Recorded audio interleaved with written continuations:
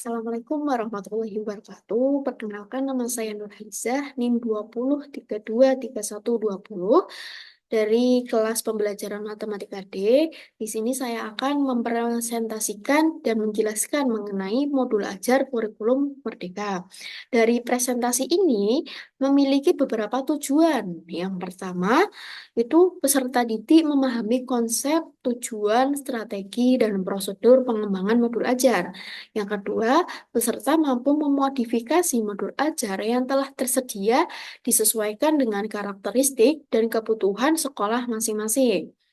Yang keempat itu peserta mampu menentukan asesmen atau penilaian yang sesuai dari modul ajar yang dimodifikasi. Dan yang terakhir itu ada peserta mampu mengembangkan bahan ajar yang relevan serta menyesuaikan tingkat capaian siswa untuk mendukung pembelajaran pada modul ajar yang dimodifikasi. Selanjutnya, itu ada beberapa pertanyaan mengenai modul ajar. Yang pertama itu, mengapa modul ajar itu harus sederhana dan memandu yang dapat membantu pembelajaran dengan efektif? Nah, dengan modul yang sederhana itu memuat informasi dengan jelas dan ringkas, sehingga mudah dipahami oleh peserta didik tersebut dengan berbagai kemampuan belajar mandiri. Hal ini membantu menghindari kebingungan dan mempermudah proses pembelajaran siswa. Kemudian yang pertanyaan kedua itu bagaimana mengembangkan modul ajar yang sederhana namun efektif.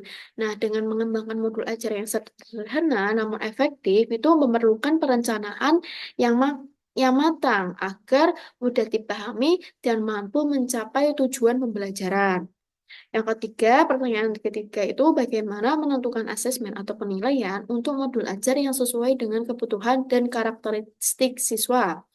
Yang ketiga ini menentukan asesmen atau penilaian untuk modul ajar yang sesuai dengan kebutuhan dan karakteristik siswa itu memerlukan pemahaman terhadap siswanya tersebut, kemudian tujuan pembelajarannya, kemudian serta variasi teknik dalam penilaiannya. Yang keempat itu ada mengapa model ajar perlu berpusat kepada murid dan memperhatikan perbedaan karakteristik siswa. Nah, pada pertanyaan keempat ini sangat penting ini modul ajar itu perlu banget berpusat kepada murid dan memperhatikan perbedaan karakteristik setiap siswa karena setiap siswa itu memiliki latar belakang, kebutuhan, gaya belajar dan potensi yang berbeda-beda di setiap peserta didik. Kemudian yang kelima itu bagaimana memilih dan memodifikasi modul ajar yang sesuai dengan kebutuhan dan karakteristik siswa. Untuk untuk menyesuaikan konten modul ajar sendiri itu dengan kebutuhan siswa, dengan mengikuti langkah-langkah yang pertama itu mengetahui identitas kebutuhan siswa tersebut, memahami karakteristik dan kemampuan siswa itu. Kemudian dengan menggunakan teknologi juga itu dapat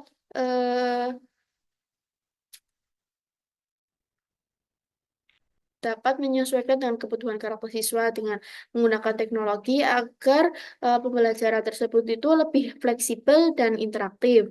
Kemudian yang keenam itu dengan menggunakan beberapa metode pembelajaran ya dengan cara seperti menampilkan gambar atau video untuk memenuhi berbagai gaya belajar siswa. Kemudian yang keenam itu bagaimana sih mengadaptasi modul ajar agar relevan dan sesuai dengan tingkat capaian siswa. Nah, dengan mengadaptasi modul ajar agar relevan itu eh, yang pertama itu penting untuk melakukan analisis awal untuk mengetahui tingkat pemahaman siswa terkait materi yang akan diajarkannya. Nah, hal ini itu bisa dilakukan melalui tes atau observasi yang dapat membantu siswa dengan mengidentifikasi kekuatan dan kelemahan masing-masing siswa. Dengan informasi ini, pendidik dapat menyesuaikan materi agar lebih agar lebih efektif atau sesuai dengan kemampuan siswa yang berbeda-beda di dalam kelas. Kemudian yang ketujuh itu bagaimana memilih menentukan bahan ajar yang relevan untuk modul ajar. Nah, yang pertama itu penting untuk memahami kebutuhan siswa yang mencakup pertimbangan mengenai latar belakang, minat, dan tingkat kemampuan mereka. Dengan cara itu melakukan survei atau diskusi dengan siswa yang dapat memberikan wawasan berharga tentang apa yang mereka anggap relevan dan menarik. Selanjutnya itu ada, nah di sini saya akan menjelaskan apa sih modul ajar itu. Modul ajar itu merupakan salah satu perangkat ajar yang digunakan untuk merencanakan pembelajaran. Modul ajar itu sama seperti RPP, namun modul ajar itu memiliki komponen yang lebih lengkap dibandingkan dengan RPP.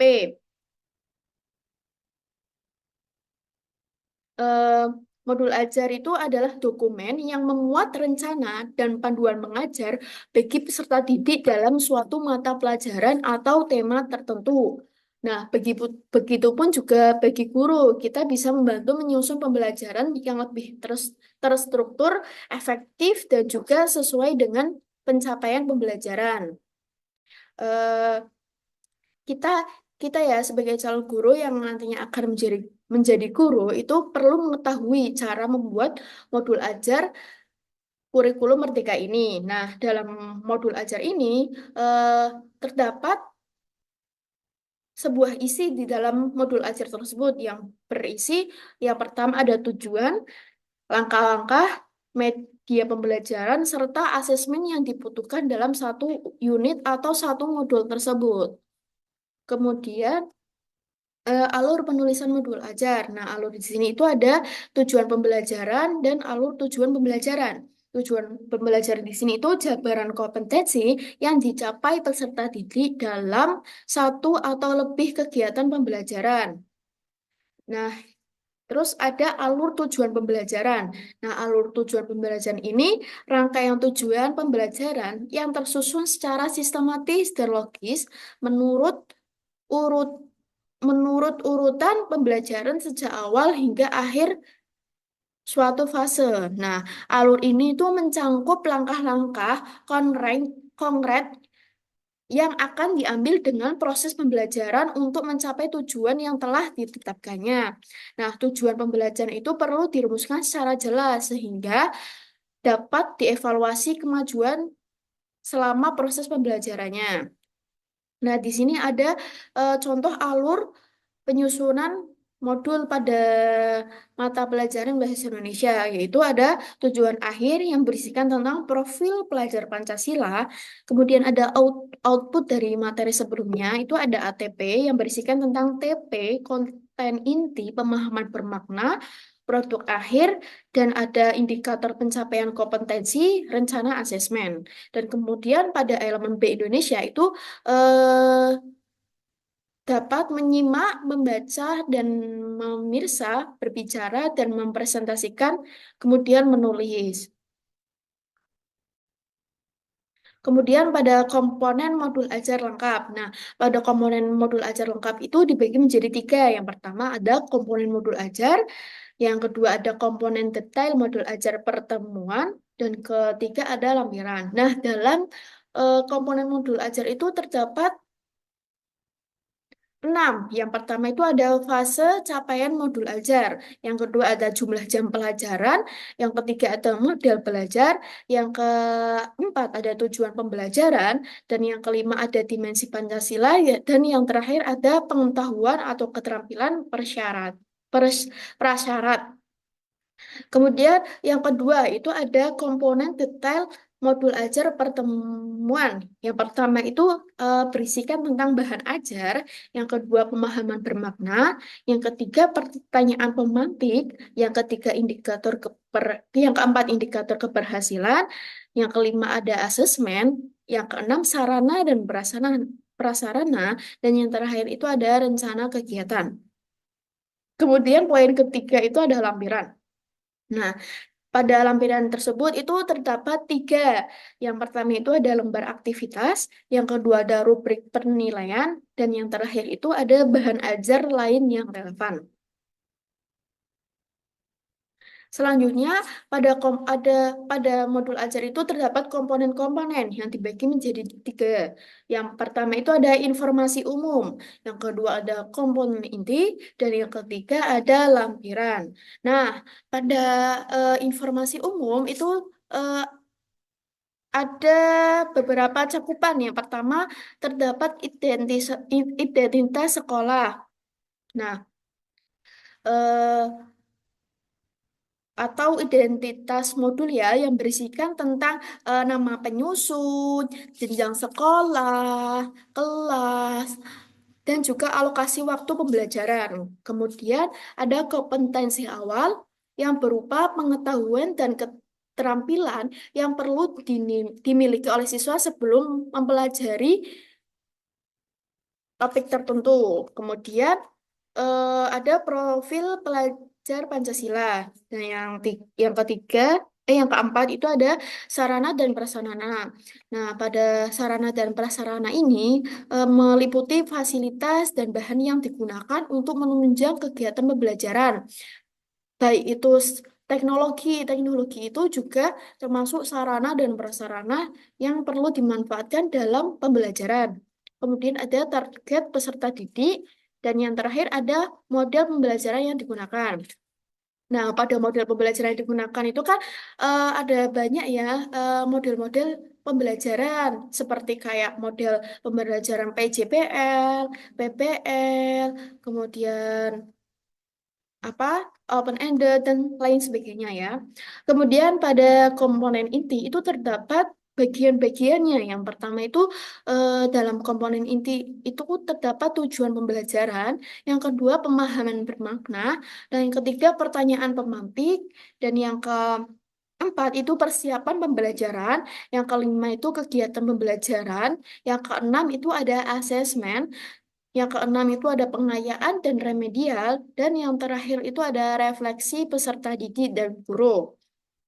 Kemudian pada poin ketiga ini yang terakhir itu ada lampiran. Nah, pada lampiran tersebut itu terdapat bagian-bagian yang harus dicantumkan pada lampiran. Yang pertama itu ada lembar kerja peserta didik atau biasa kita sebut dengan LKPD.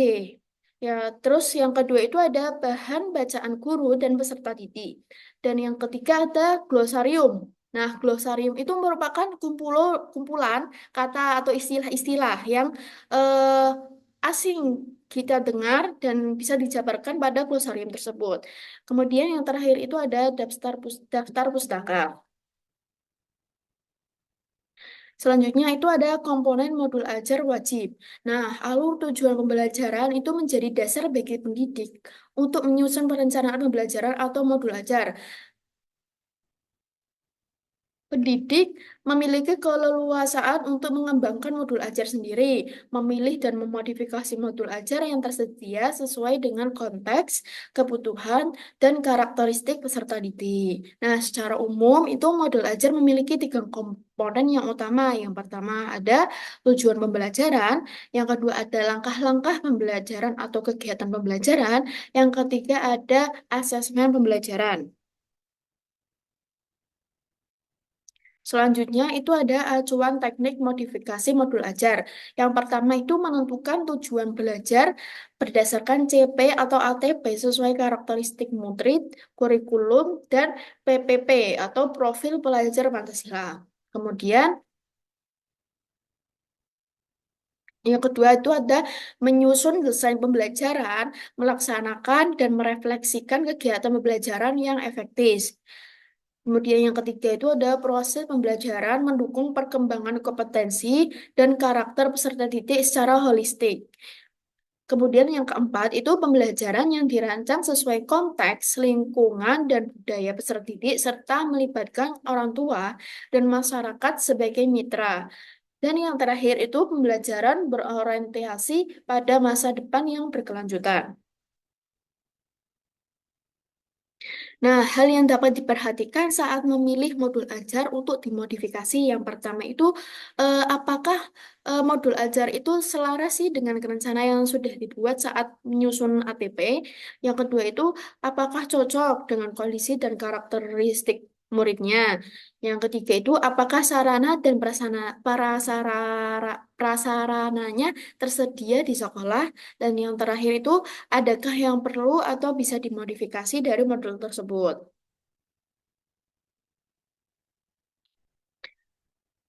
Kemudian ada contoh modifikasi modul ajar nih. Di sini ada sebuah contoh yang dilampirkan pada PPT ini.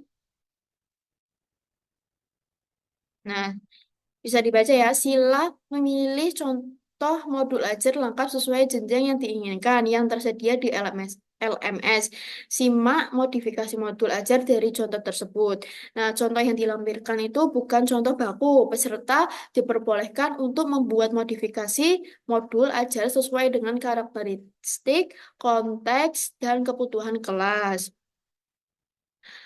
Struktur wajib dalam modul ajar itu adalah tujuan pembelajaran, langkah-langkah pembelajaran, dan asesmen pembelajaran yang sudah saya jelaskan tadi sebelumnya ya. Selanjutnya ada paradigma asesmen. Nah, di sini saya ingin menjelaskan asesmen terlebih dahulu. Asesmen itu merupakan suatu penilaian,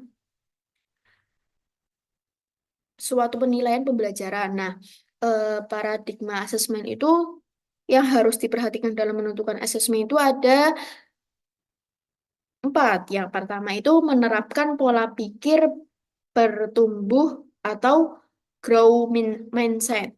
Kemudian ada terpadu di mana asesmen mencakup kompetensi pada ranah sikap, pengetahuan, dan keterampilan yang saling terkait. Kemudian sekolah diberikan keleluasaan untuk menentukan teknik dan jenis asesmen. Dan ada khusus SMK itu terdapat juga penentu asesmen khas yang membedakan dengan jenjang yang lainnya, yaitu asesmen praktek kerja lapangan, uji kompetensi kejurusan, dan uji unit kompetensi.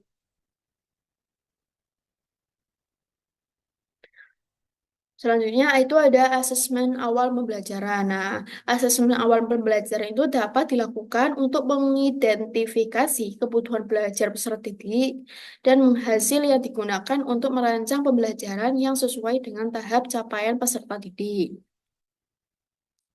Nah, pendidik itu dapat melaksanakan asesmen awal sesuai kebutuhannya, misal pada awal tahun pembelajaran, pada awal semester, sebelum memulai satu lingkup, atau sebelum menyusun modul ajar atau secara mandiri. Dengan demikian, asesmen awal pembelajaran tidak perlu dilakukan setiap mengawali tatap muka. Kemudian, nah, di sini asesmen sendiri merupakan, asesmen belajar itu merupakan bagian terpandu dari pemproses pembelajaran, memfasilitasi pembelajaran, dan menyediakan informasi yang logistik sebagai umpan balik untuk pendidik, peserta didik, dan orang tua agar dapat memandu mereka dalam menentukan strategi pembelajaran selanjutnya. Asesmen di sini itu dirancang secara adil, profesional, valid, dan dapat dipercaya untuk menjelaskan kemampuan belajar dan menentukan keputusan tentang langkah selanjutnya.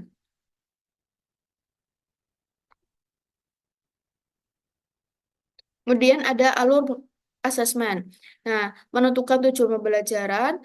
Yang pertama, yang kedua itu ada merancang indikator, yang ketiga ada menyusun strategi asesmen, yang keempat ada menyiapkan alat ukur atau instrumennya, yang kelima itu ada menyiapkan instruksi atau panduan untuk murid, yang keenam itu ada mengolah hasil asesmen dan bukti pencapaian peserta didik untuk membuat inferensi atau kesimpulan mengenai pencapaian peserta didik terhadap tujuan pembelajaran dan yang terakhir, yang ketujuh itu adalah menyusun raport.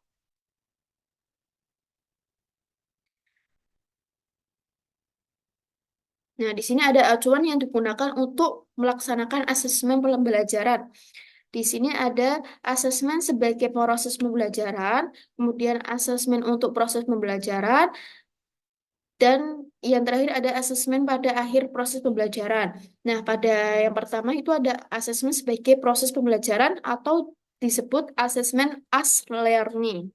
Nah, asesmen ini itu merupakan asesmen untuk refleksi proses pembelajaran yang berfungsi sebagai asesmen formatif.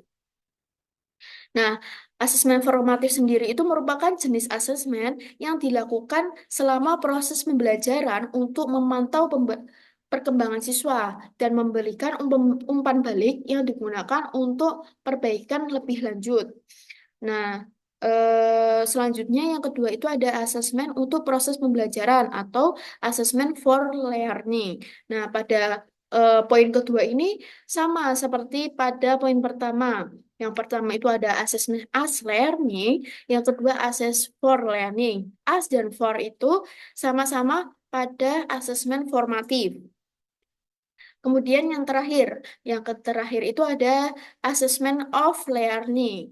Nah, pada tahap ketiga ini ada assessment of learning yang berfungsi sebagai asesmen sumatif. Nah, asesmen sumatif sendiri itu merupakan jenis asesmen yang dilakukan pada akhir periode pembelajaran atau pemahaman siswa secara keseluruhan seperti penilaian kelulusan atau ulangan akhir semester itu bisa dikatakan dengan asesmen sumatif. Nah, tadi kan ada tiga ya, asesmen as learning, kemudian asesmen for learning, dan asesmen of learning.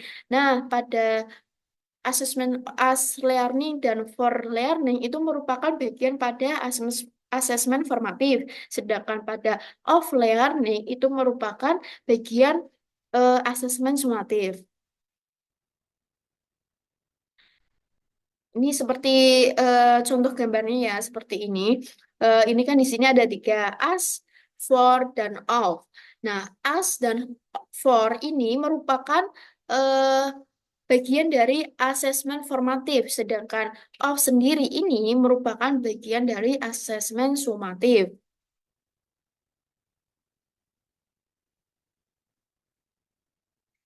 Nah, kemudian ada contoh bentuk asesmen formatif dan sumatif.